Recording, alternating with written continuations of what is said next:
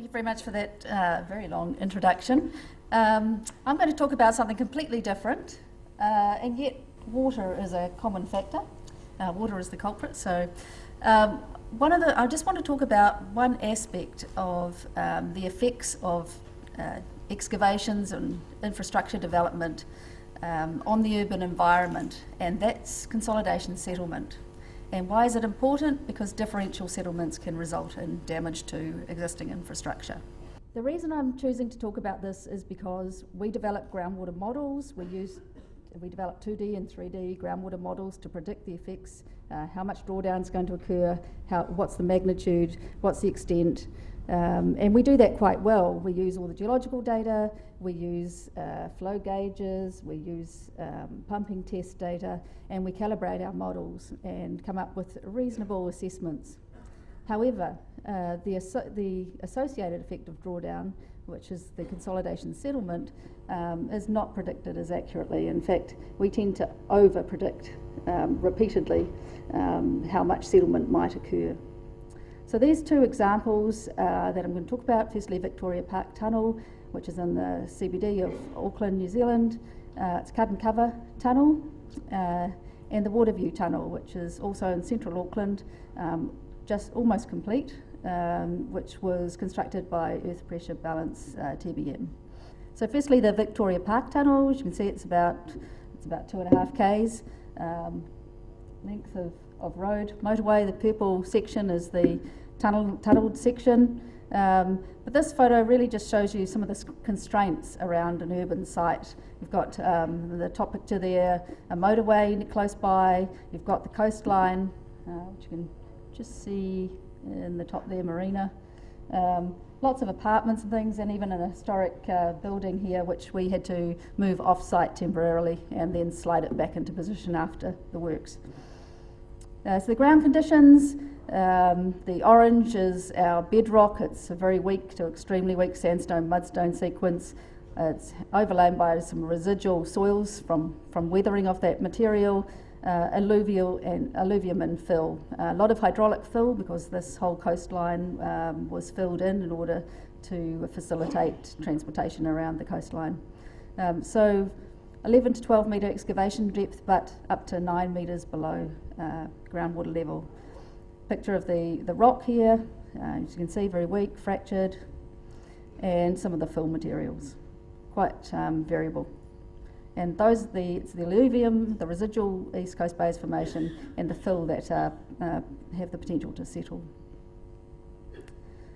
The construction type was top down, so essentially with diaphragm and secant pile walls installed prior to excavation. Excavation took about a year.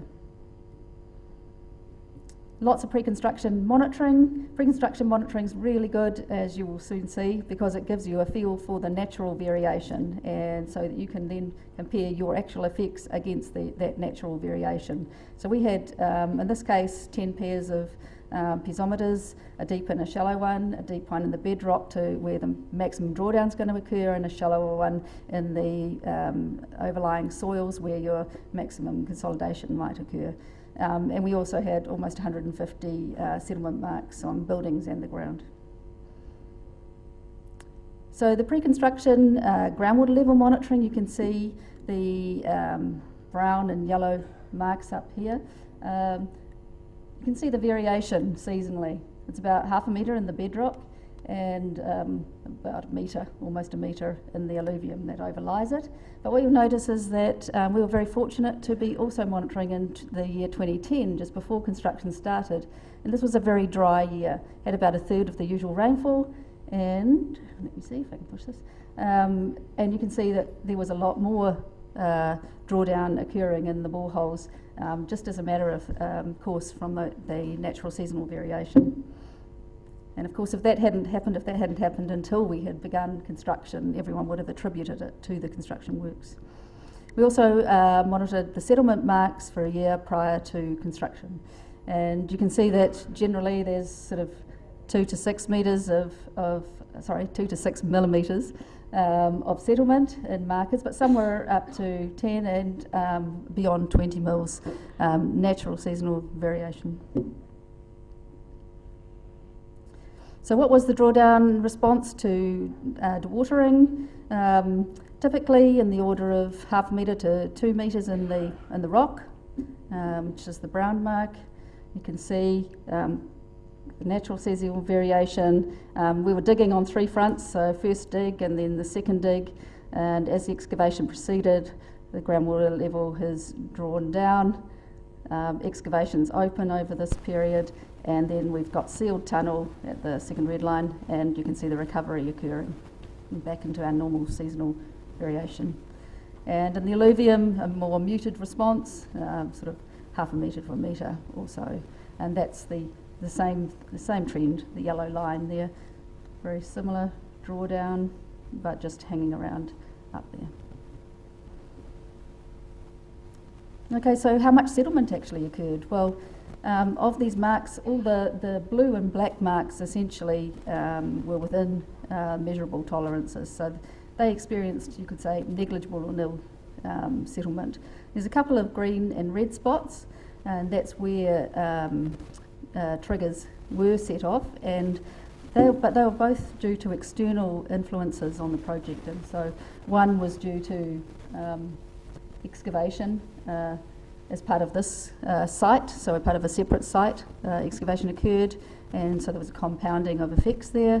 And the other one, the red marks, was where some of the secant piles actually had a gap, and leakage was occurring through there. So once that was remedied, the water levels returned to normal. So if we look at predicted versus measured, the magnitude of drawdown did occur that we expected, the extent of drawdown occurred, the magnitude of groundwater inflows was generally less than predicted, or occasionally a little bit more, but the consolidation settlement just didn't eventuate. And I guess key considerations were that the pre-construction monitoring was critical for establishing those triggers. Okay, the second project I'll talk about in 4 parts, just some general aspects about each of these sections. So the southern approach trench, it's about 400 metres long, 45 metres wide, 29 metres deep. And this is where we assembled the TBM, so it was designed fully drained. And just in case I refer to Alice, Alice is the name of the TBM. And then the northern approach trench, as you can see, 270 metres of retaining walls and slightly shallower. Twin tunnels, so there are 2 parallel tunnels, 14.1 metre diameter each, 12 metres in between the 2. And then there's 17 cross passages, roughly every 100 metres spacing, 6.5 by 7, and that 12 metre length in between. These were conventionally mined, and so they were drained during construction.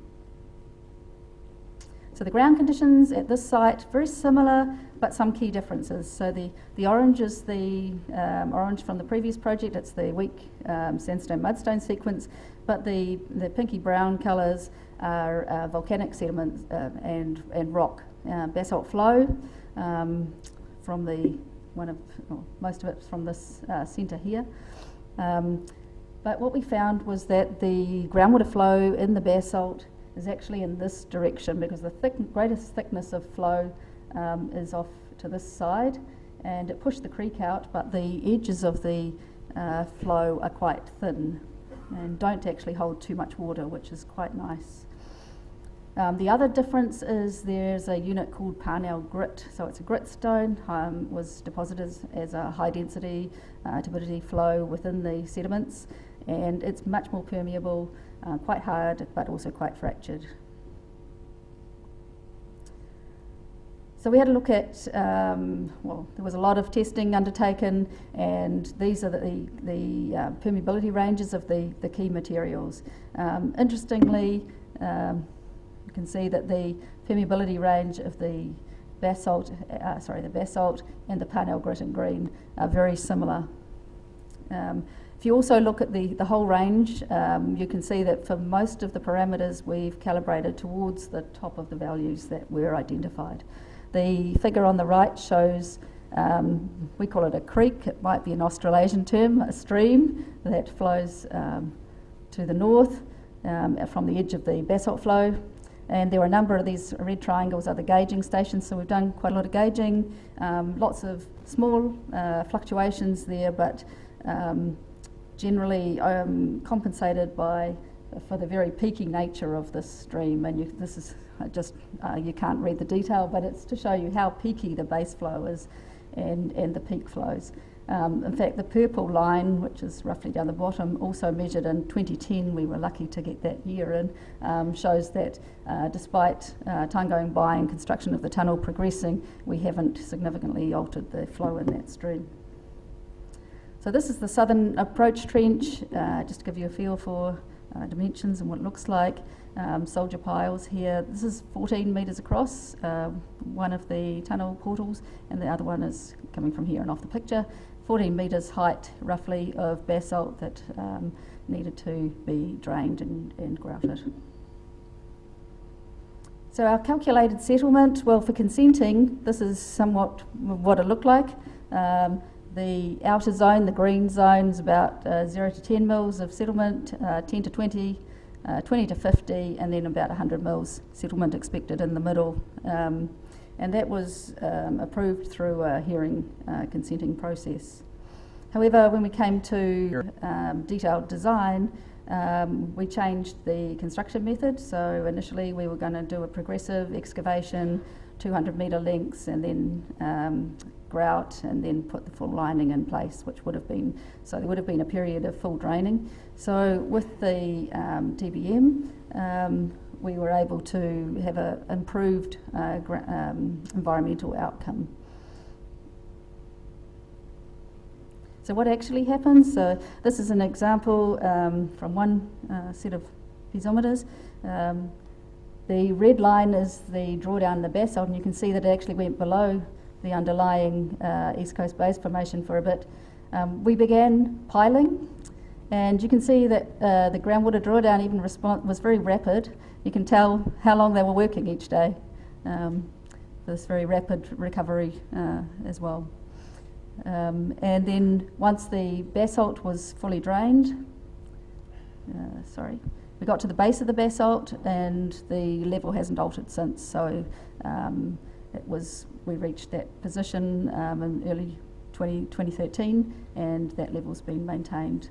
As we continued down to excavate through the wider matter group, you can see that it's dropped down here, and again it's maintained that level since mid-2013. So aside from right over the TBM, the areas of the greatest drawdown were near the southern approach trench, where there is a paleo valley that we'd sort of identified from the outset. With drawdown, it's about 25 metres, 29 metres in the middle here, reducing in the rock, and 5 metres in the centre here, reducing out to 0 metres at this dotted line.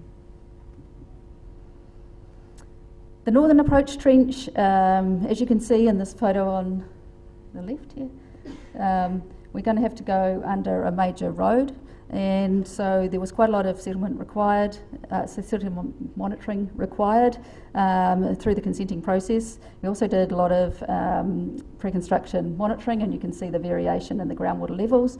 The yellow line at the top and the compressible alluvium, residual soils in light orange, and the bedrock in dark orange. And then we began, as required by the consent, to monitor for the last year the settlement marks that were installed prior to construction. Again, you can see there's about 20 mils of settlement or variation in ground surface just due to seasonal changes. But we installed a whole lot more markers. As you can see, the whole place is covered with them, because we wanted to get a feel for what was actually going to happen when the TBM went under that road. And there are a lot of settlement sensitive buildings in the vicinity as well, leaky homes and so forth, so we wanted a really good handle on that. And as you can see from the first part of the drawdown curve, actually there's about 15 to 20 mils of mechanical settlement right at the start, and then the levels begin to go down. So if we hadn't had that pre-construction monitoring, we might have begun to be a little bit concerned particularly when the curves began to do this, and in fact we were a little bit concerned anyway. However, they recovered. So that's about 80 mils changed, about 40 to 60 mils of seasonal variation in the ground surface there, so much more than we had anticipated. Just an example from the mainline tunnels, one of the issues that we encountered is at a place called Phyllis Reserve. My colleague calls this the perfect storm because we have an old landfill, it's an unlined rubbish disposal area. It's sitting right on top of the grit, the highly fractured rock, and we have quite steep beds coming up into the stream, and at this location we're only 20 metres horizontally from the stream and 6 metres vertically, so really close to that. So potentially everything that could go wrong was likely to go wrong in this location.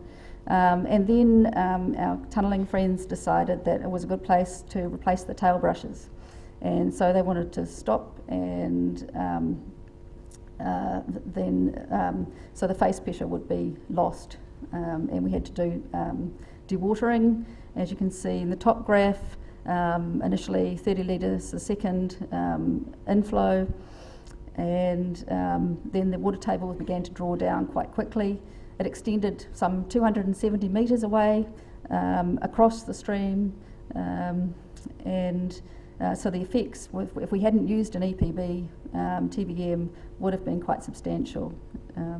The recovery began once we got going again quite quickly, but at this point there were bubbles seen in the nearby creek, and so it was time to manage our face pressure somewhat, and we got it back under control, and off we went.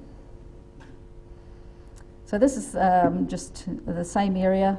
The pink is the most fractured, most high permeability zone, the yellow moderately permeability, Parnell grit and beyond. We knew that we had to do a couple of cross passages in here which were going to be fully drained, and we were kind of a bit excited about that, so we planned some pre-grouting. Cross passage 11, we did some pre-excavation grouting. We had, you can see there's these 45 of these grout ports. This is where the cross passage goes through.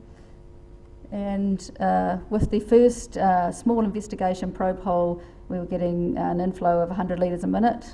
But with one, so our primary series of grouting, that reduced to 3 litres a minute from the full face. Not such a problem. Then came cross passage 12, and that was a bit more interesting. We did our first probe hole and we got 400 litres a minute, and we ended up doing primary, secondary and tertiary grouting for that one. But it was successful, and you can see the hand sample there, you can see it's sort of fractured along the grout. On the left-hand side is the very fractured mudstone, siltstone, but the grout has penetrated quite effectively. And that's evidenced in this groundwater level monitoring piezo. You can see where the tail brush replacement occurred, big drop in pressure there, and then a smaller one when we did the initial probe hole, a bigger when we did a larger diameter canopy hole, then the drop when the TBM went past, and then we've completed our grouting in here and done the excavation, and there's no more change in the water level, so effectively grouted. So the predicted settlement, this is the slide I showed you before, looked like that. What actually occurred looked like that. So this is the southern approach trench area, and this is the northern approach trench, and part of that settlement was actually due to us playing around with the machine and seeing what was going to work effectively. So again, the magnitude of drawdown, yep, it occurred. The extent occurred or was exceeded slightly. The groundwater inflows we predicted to be about right. Generally they were a little bit lower in some of the other materials, but again the consolidation settlement didn't happen. And this is really because we've got this tendency to make lots of conservative choices, and then we add one conservative choice to the next conservative choice, resulting in an unrealistic assessment. And while this might be convenient in some regards, because we can say, oh well, it means we've got much bigger tolerances to work within and we won't trigger any exceedances, I would suggest that it's not actually that helpful in terms of understanding what response you might expect and whether it's happening in a way that you hadn't anticipated and might indicate that you need to intervene. So some of the conservatisms were that we assumed all the settlement occurred immediately. We compared MV from lab tests, CPT, SDMTs, and we found that generally the lab tests overestimated the compressibility, but that's probably because we've been taking all the weakest samples to test. And we also used a trace that approximated the lowest strengths of the 25 percentile, and I'll show you that in the following graph. So the red line shows the values that we selected. The black values are from the lab testing, the yellow from the SBTs, the blue from CPTs, and the purple from the seismic dilatometer. Perhaps we should have chosen a value that was a bit more like that, approaching the 50 percentile, and that would have given us, by back calculation, about 5 mils of settlement, which is what we actually saw. So in conclusion, the pre-construction monitoring was invaluable in identifying the actual effects, but while we typically provide an upper bound estimate of effects to make sure that we're not going to damage buildings and other infrastructure, it is overly conservative and it gives us unrealistic values. And it might be more helpful if we backed ourselves and identified what the expected limits were and then used trigger levels to control those effects. Moving into the new millennium, we had a bit of a go with 3D laser scanning to identify, and the guy at the top, this is the device, and now we're looking into the southern approach trench, and we can use this to see how the deformation of the walls changes. We've been using it quite a lot in Christchurch, running 3D laser scans of structures after successive earthquakes to see how buildings are responding and where the movement is going. And this is just one example of a car park in Christchurch. The green is zero movement, the blue means it's moving away, and the red is moving towards you. But quite an effective tool, and so currently we are lobbying council to apply this technique to Auckland's latest tunnelling project, which will be beneath the CBD, to get a feel, if we did say 3 of these prior to commencement of construction, we get a feel for the natural variation in deformation of the structures in response to seasonal changes, and then we can run them again should there be an issue and post-construction. Thank you very much. This is my co-author standing in front of Alice. We broke through about a week ago, last Monday. Thank you.